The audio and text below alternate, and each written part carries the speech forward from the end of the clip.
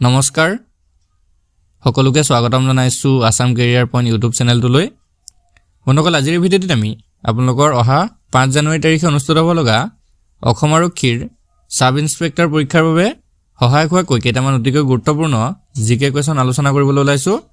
তো আপোনালোকৰ পৰীক্ষাৰ বাবে একেবাৰে কম সময় আছে সেইকাৰণে এইকেইদিন ভালদৰে প্ৰিপাৰেচনটো কৰি থাকক আৰু যিকেইটা কোৱেশ্যন আমি এই ভিডিঅ'টোত আলোচনা কৰিছো কোৱেশ্যনখিনি নোট কৰি ল'ব যাতে আপোনালোকৰ যেতিয়া ৰিভাইজ কৰিব তেতিয়া সহায় হ'ব ঠিক আছে তো বলক দেৰি নকৰ প্ৰশ্নকেইটা চাও ফাৰ্স্ট কোৱেশ্যনটো হৈছে which of the following imaginary line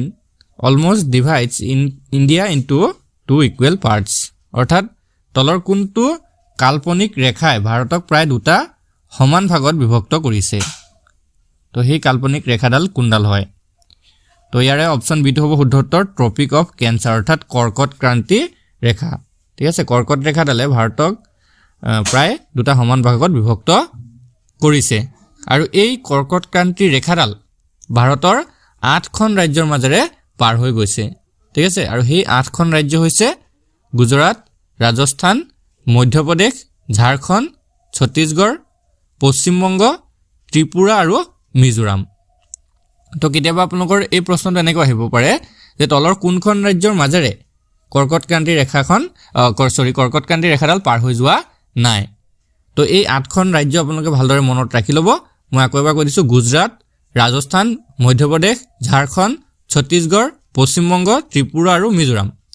তো এই 8খন ৰাজ্যৰ মাজেৰে পাৰ হৈ গৈছে ইয়াৰ বাহিৰে যদি কিবা এটা অপচন আপোনালোকৰ আহি যায় যে কোনটো ৰাজ্যৰ মাজেৰে পাৰ হৈ যোৱা নাই তো আপোনালোকে চাই ল'ব হেতু উত্তৰ শুদ্ধ উত্তৰটো হ'ব তো নেক্সট কোৱেশ্যনটো আগবাঢ়িম কি দিছে চাওক which of the following water bodies is the home of Lakshadweep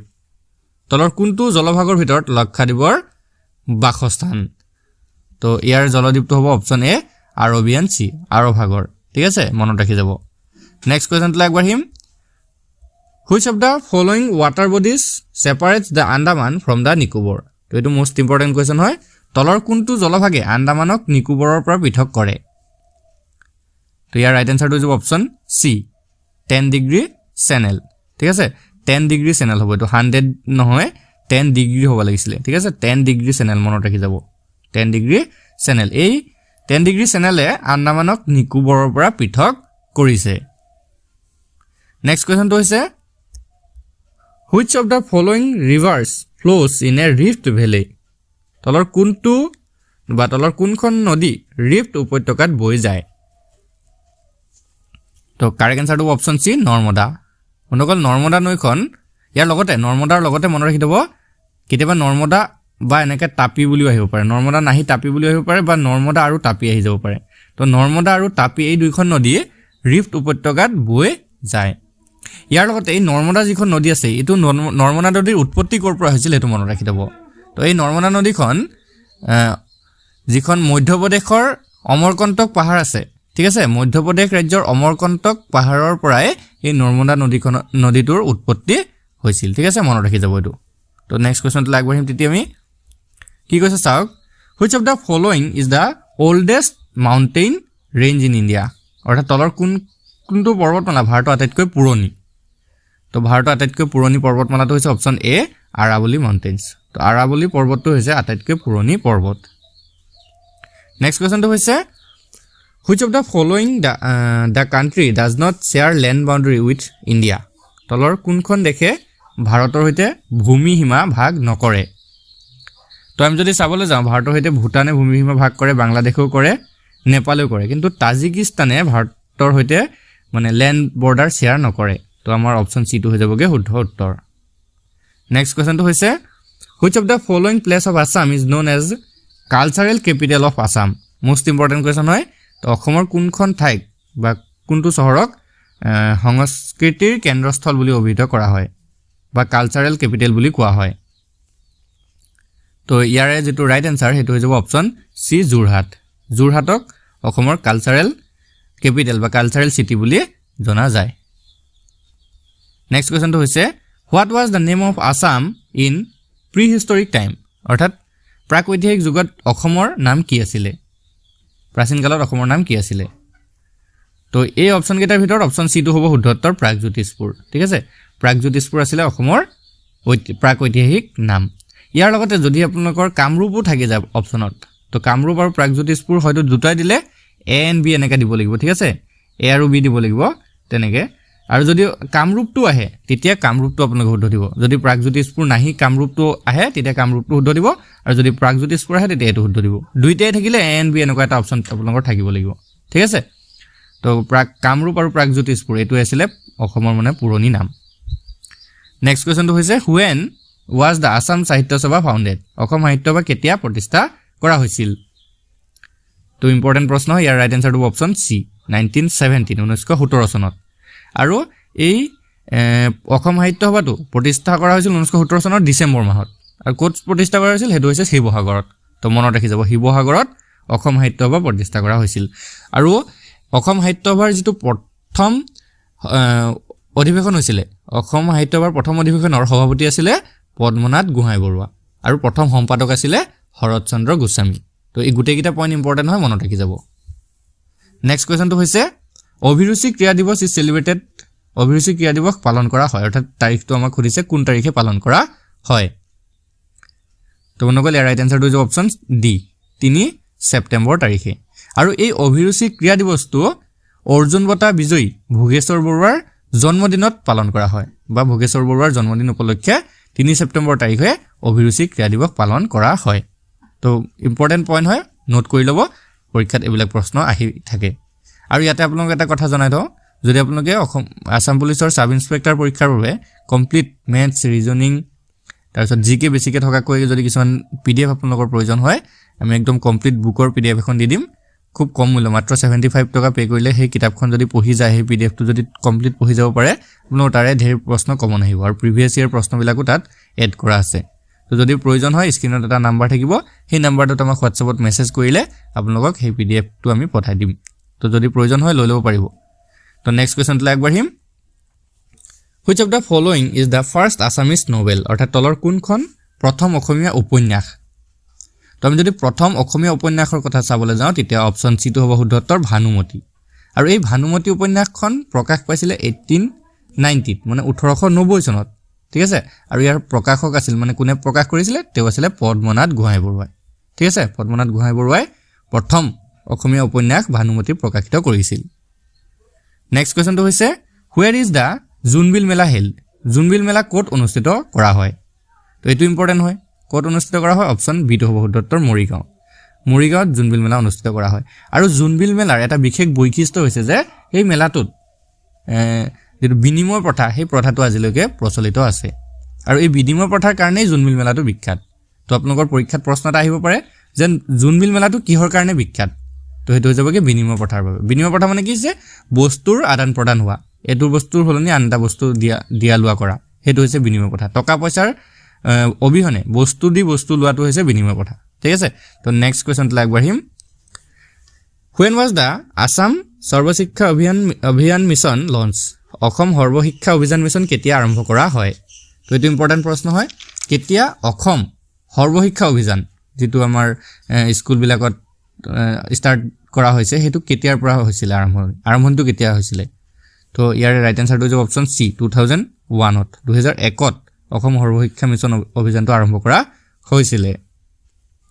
next question when was Kaziranga recognised as a world heritage চাইট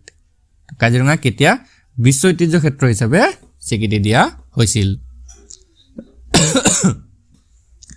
তো ইয়াৰ ৰাইট এনচাৰটো হ'ব অপশ্যন বি 1985ত 1985 চনত তো ইউনেস্কোৱে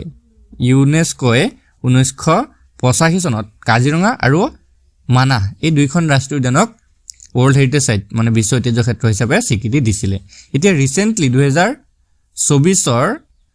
কিমান তাৰিখ জানো আছিলে 2024ত আৰু এখন ঠাইক অসমৰ যে মৈদাম আছে সেই মৈদামক বিশ্ব ঐতিহ্য ক্ষেত্ৰ হিচাপে স্বীকৃতি দিছে ঠিক আছে আৰু এইটো কালচাৰেল কেটেগৰীত স্বীকৃতি দিয়া হৈছে তো আপোনালোকে তাৰিখটো কমেণ্ট কৰি জনাবচোন যদি জানে যে কিমান তাৰিখ আছিলে যিটো তাৰিখে অসমৰ মৈদামসমূহক ইউনেস্কোৱে বিশ্ব ঐতিহ্য ক্ষেত্ৰত অন্তৰ্ভুক্ত কৰিছিলে ঠিক আছে আপোনালোকৰ তাতে এটা ৰিভাইজো হৈ যাবগৈ তো বলক নেক্সট কুৱেশ্যনটোলৈ আগবাঢ়িম what was the total population of Assam according to the 2011 census 2011 চনৰ লোকপিয়ল অনুসৰি অসমৰ মুঠ জনসংখ্যা কিমান আছিলে তো 2011 চনৰটো সুধিছে তো ইয়াৰে যিটো ৰাইট এনচাৰ সেইটো হৈ যাব অপশ্যন চি 3,11,00,000 আছিলে ঠিক আছে নেক্সট কুৱেশ্যনটো আগবাঢ়িম where in Assam is the largest dry fish market in Asia এছিয়াৰ ভিতৰত আটাইতকৈ ডাঙৰ শুকান মাছৰ বজাৰ অসমৰ কোন ঠাইত আছে এছিয়াৰ ভিতৰত আটাইতকৈ ডাঙৰটো সুধিছে তো এইটো হৈ যাব অপচন বি জাগিৰোড অসমৰ জাগিৰোডতে এছিয়াৰ ভিতৰত সৰ্ববৃহৎ শুকান মাছৰ বজাৰ আছে নেক্সট কুৱেশ্যনটো হৈছে when was the national ক্ৰীড়া ফেষ্টিভেল held in Assam অসমত কেতিয়া ৰাষ্ট্ৰীয় ক্ৰীড়া মহোৎসৱ অনুষ্ঠিত কৰা হৈছিল এটো ইম্পৰ্টেন্ট প্ৰশ্ন হয় ৰাষ্ট্ৰীয় ক্ৰীড়া মহোৎসৱ কেতিয়া অনুষ্ঠিত কৰা হৈছিল তো ইয়াৰ ৰাইট আনসাৰ হৈ যাব অপচন সি 2007 তো 2007 চনত অসমত ৰাষ্ট্ৰীয় ক্ৰীড়া মহোৎসৱ অনুষ্ঠিত হৈছিল নেক্সট কুৱেশ্যনটো চাওক কি দিছে What was the name of the second Assamese film দ্বিতীয় অসমীয়া বোলছবিখনৰ নাম কি আছিল তো দ্বিতীয় অসমীয়া বোলছবিখনৰ নাম আছিল অপচন বি ইন্দ্ৰমালতী আছিল দ্বিতীয়খন অসমীয়া বোলছবি আৰু এই বোলছবিটো পৰিচালনা কৰিছিল জ্যোতিপ্ৰসাদ আগৰৱালাদেৱে আৰু এইখন প্ৰকাশিত হৈছিল মানে ৰিলিজ হৈছিল 1939 ত ঠিক আছে আৰু যদি সুধে যে প্ৰথম অসমীয়া বোলছবিখনৰ নাম কি আছিল তো এইটো হৈ যাব অপচন এ থকাটো জয়মতী আৰু এইখন প্ৰকাশিত হৈছিল 1935 ত ঠিক আছে 1935 ত জয়মতীখন প্ৰকাশিত হৈছিল সেম জ্যোতিপ্ৰসাদ আগৰৱালাদেৱে প্ৰকাশিত কৰিছিল আৰু দ্বিতীয়খন আছিল ইন্দ্ৰমালতী তেৱে প্ৰকাশিত কৰিছিল 1939 ত ঠিক আছে তো মনত ৰাখি যাব ইম্পৰ্টেন্ট প্ৰশ্ন হয় ইয়াৰ পৰা এটা প্ৰশ্নটো বনিবই পাৰে নেক্সট কুৱেশ্যনটো চাওক what is the length of the Dholasadiya bridge Dholasadiya দলংখনৰ দৈৰ্ঘ্য কিমান তো এটো মোস্ট ইম্পৰ্টেন্ট কুৱেশ্যন হয় ইয়াৰ ৰাইট আনসাৰটো অপচন সি 9.15 কিলোমিটাৰ ঠিক আছে ধলাশদিয়া দলংখনৰ দৈৰ্ঘ্য হৈছে 9.15 কিলোমিটাৰ পিছৰ প্ৰশ্নটো চাওক অসমৰ সত্ৰীয়া নৃত্যই কেতিয়া শাস্ত্ৰীয় নৃত্যৰ মৰ্যাদা পাইছিল when did Satriya dance in Assam get the status of classical dance তো ইয়াৰ যেটো ৰাইট আনসাৰ হৈ যাব অপচন সি 2000 মানে 2000 চনত সত্ৰীয়া নৃত্যই শাস্ত্ৰীয় নৃত্যৰ মৰ্যাদা লাভ কৰিছিল নেক্সট কুৱেশ্যনটো হৈছে Nambor sanctuary is located in which district of Assam Nambor অভয়াৰণ্য অসমৰ কোনখন জিলাত অৱস্থিত বন্ধুসকল ইয়াৰ ৰাইট আনসাৰটো অপচন ডি কাৰ্বি আংলং জিলাত তো মনত ৰাখি দিব কাৰ্বি আংলং জিলাত নাম্বৰ অভয়াৰণ্য অৱস্থিত next question when was Majuli declared as a district Majuli কেতিয়া জিলা হিচাপে ঘোষণা কৰা হৈছিল উত্তৰটো অপচন সি 2016 চনত মাজুলীক জিলা হিচাপে ঘোষণা কৰা হৈছিল